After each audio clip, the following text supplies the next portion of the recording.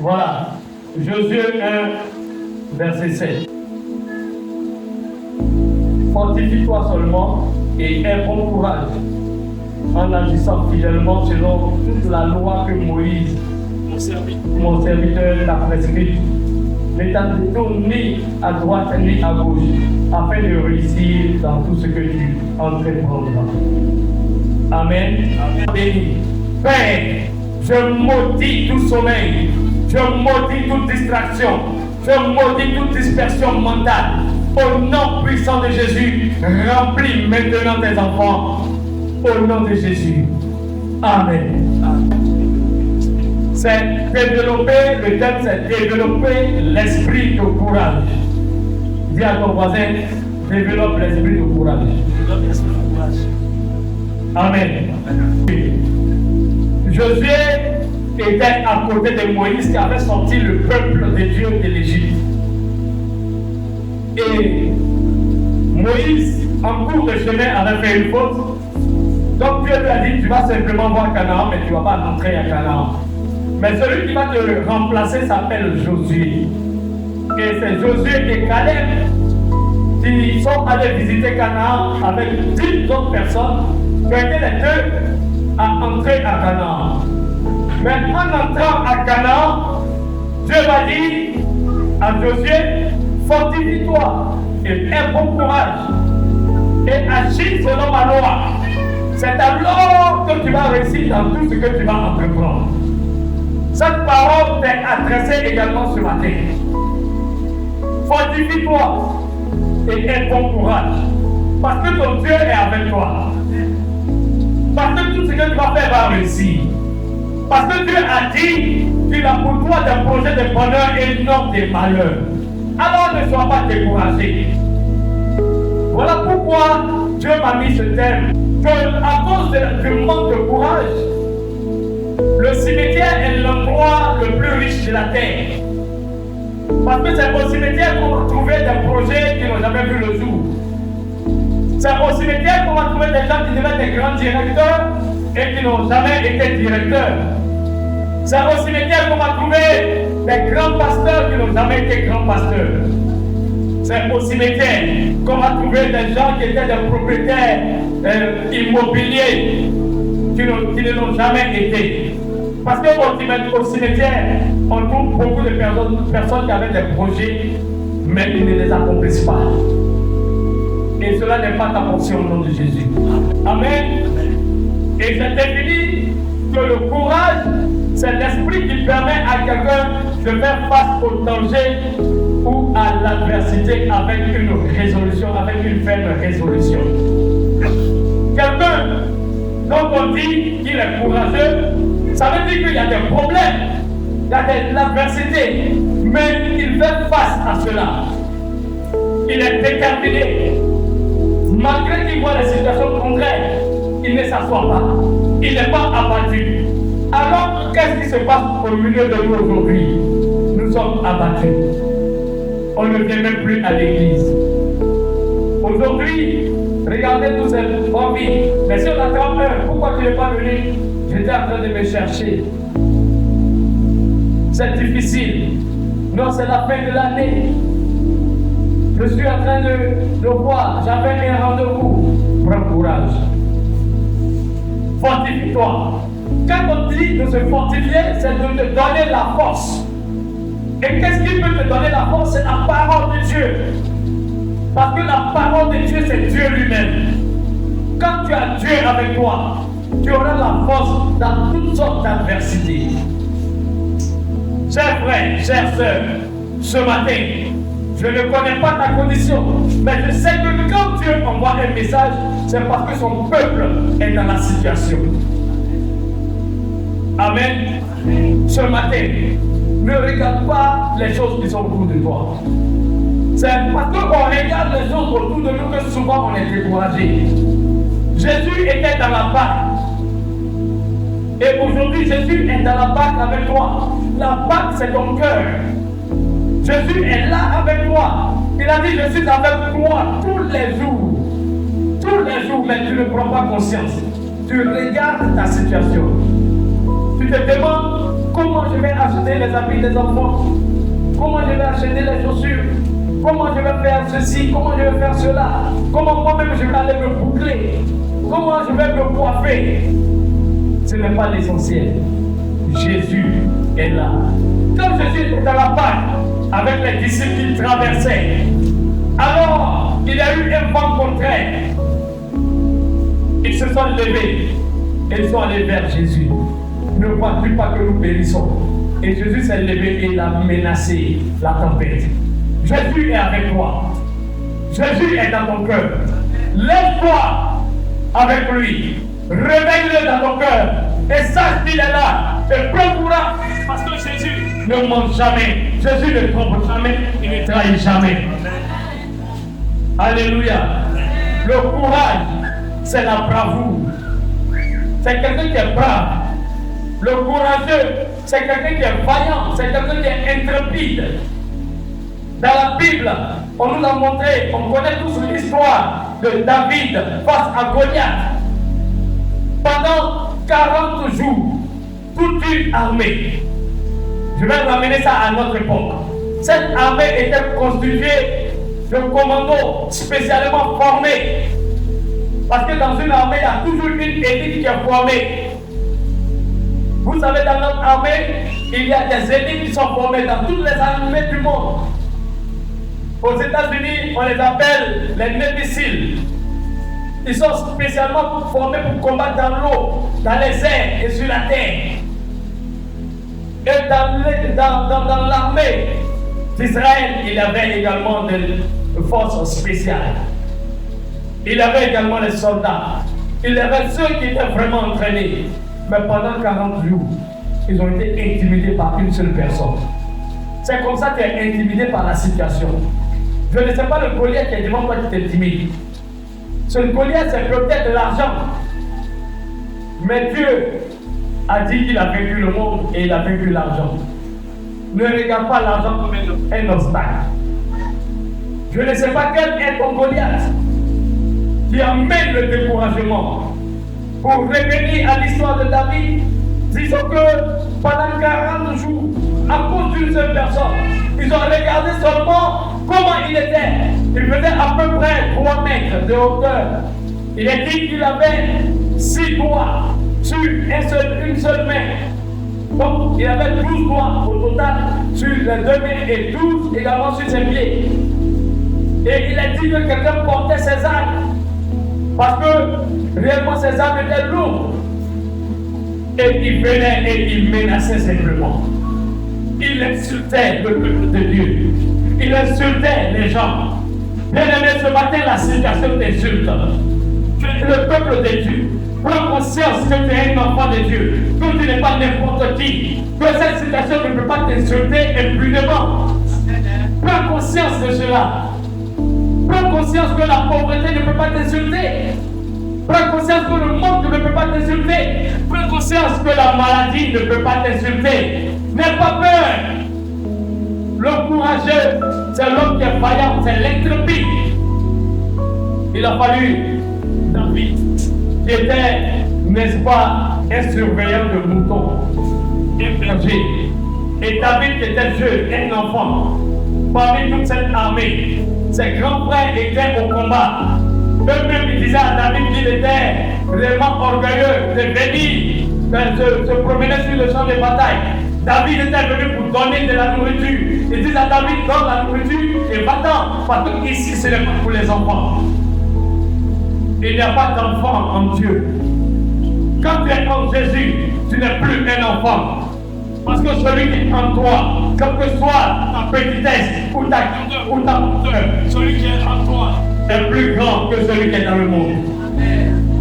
Celui qui est en toi est plus grand que celui qui est dans le monde. Alors, n'aie pas peur. Prends courage. Prends courage.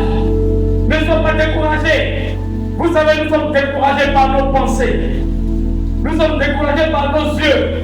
Nous sommes découragés par nos sens. Mais l'homme ne vivra pas non seulement de ses sens, mais l'homme vivra par la foi.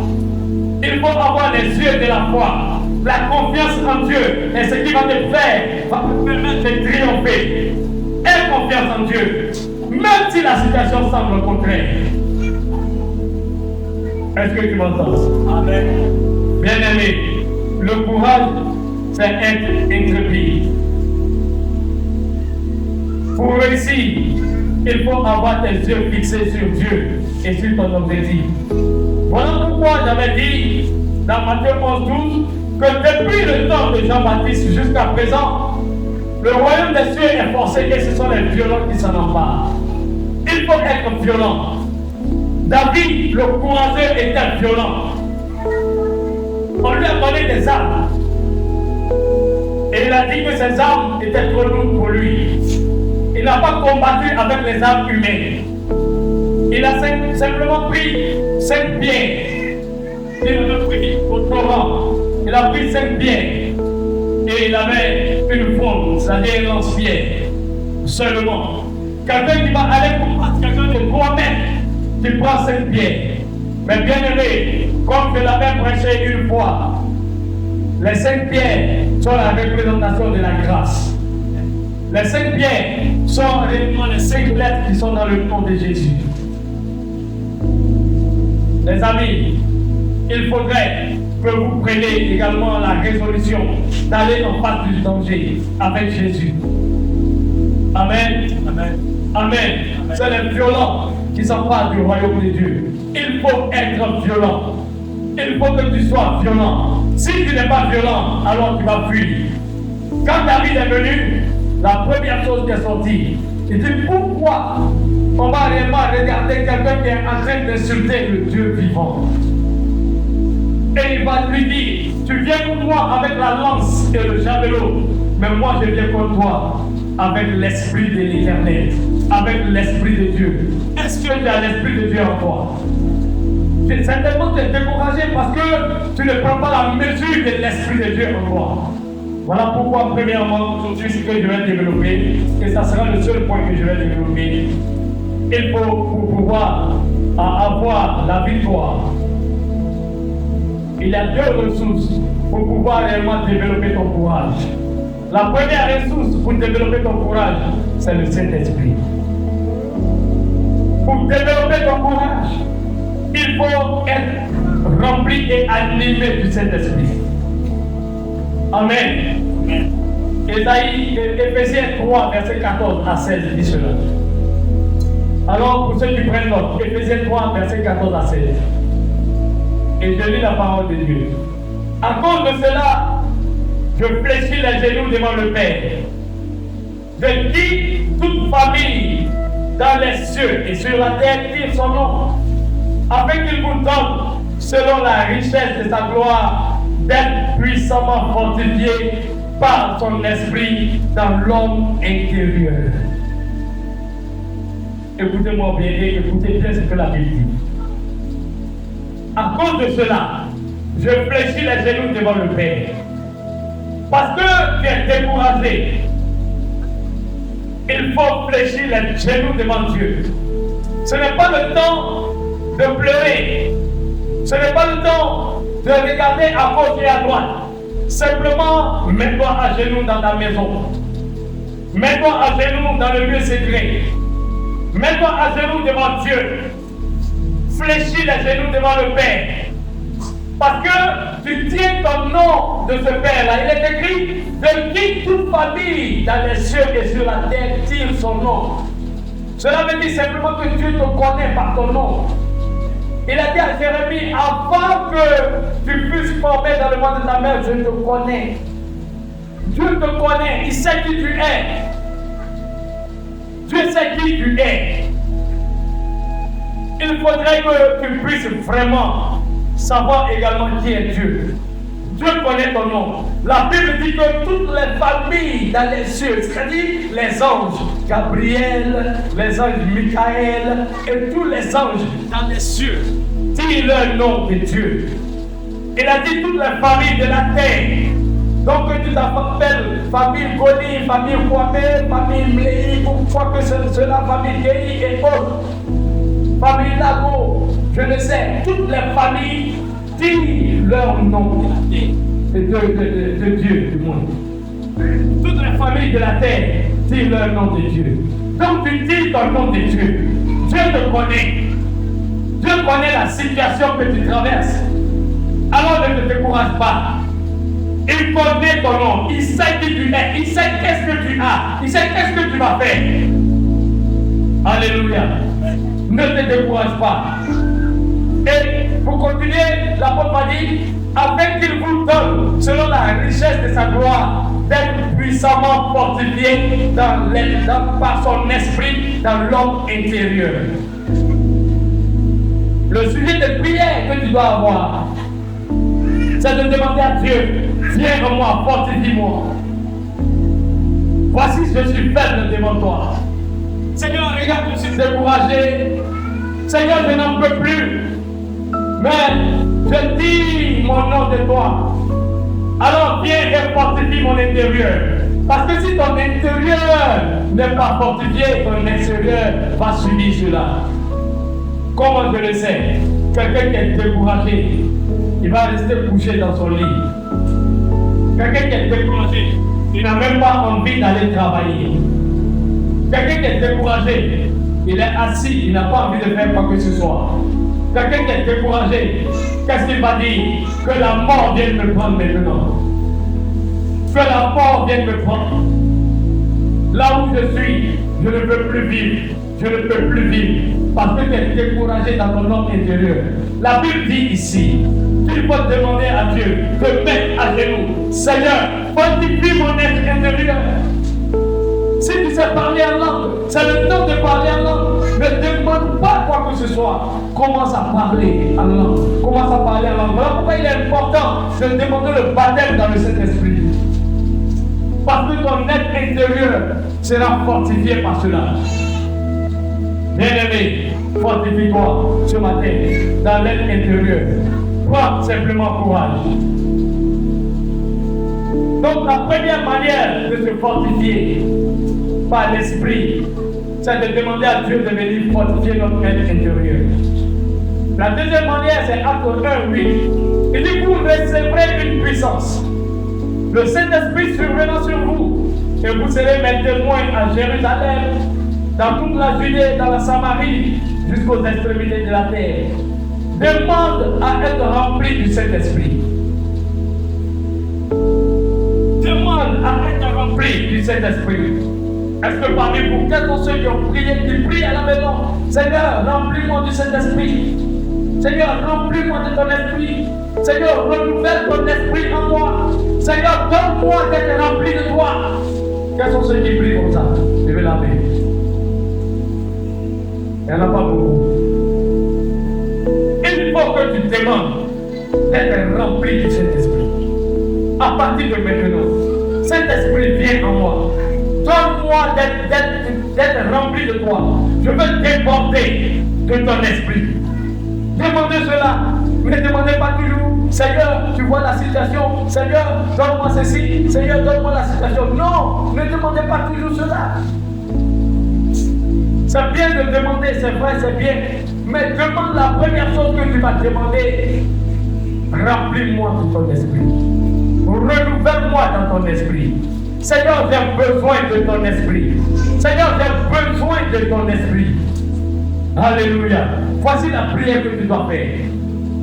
Seigneur, remplis-moi. Vous savez, c'est important d'être rempli du Saint-Esprit. Il faut apprendre à parler en langue. C'est un impératif. Le parler en langue est le signe de ton débordement du Saint-Esprit. Aujourd'hui, des comédiens, des personnes, tout ça, nous font douter du parler en langue. Parce que même quand on regarde les comédiens, ils vont me dire ribababa, ribababa, ribababa. Ça fait que beaucoup de personnes sont découragées. C'est un plan de Satan pour te décourager. C'est un plan du diable. Vous voyez le pasteur Mohamed Sanogo sur la toile a parlé de ça.